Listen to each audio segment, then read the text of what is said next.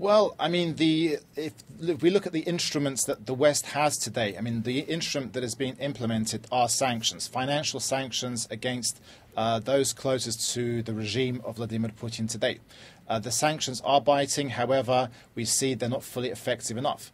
Other options now, in terms of military, what the West can do to assist the Ukrainian army to defend its land that it's being invaded by Russia. So at the moment, a number of nations have provided, at the moment, quite small non-lethal military equipment for Ukrainian soldiers to defend their own land.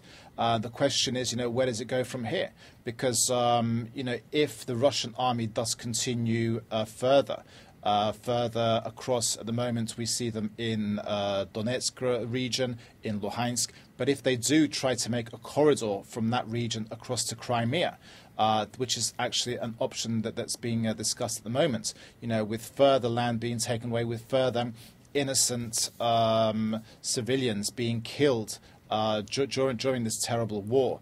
And I think it's really now understanding that this really has to stop. So yes, sanctions must be intensified. Sanctions must continue against the regime of Vladimir Putin and those that are backing this regime and are funding this regime. But secondly, now really understanding, what the West can do to help the Ukrainian army defend its land, defend its sovereign territory and territorial integrity.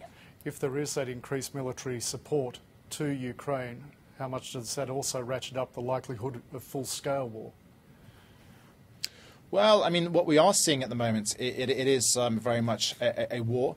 I think, Joe Biden was in U.S. Vice President Joe Biden was in Kiev last week, and the rhetoric that was coming out from the U.S., the Vice President saying, this is totally unacceptable.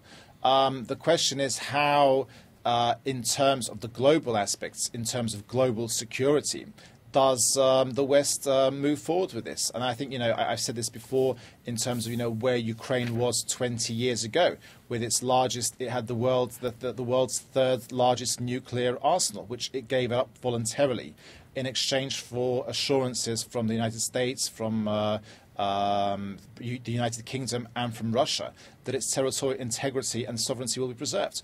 And we're seeing that's being violated now. So in terms of global security and international, sort of including nuclear non-proliferation, this is a massive issue.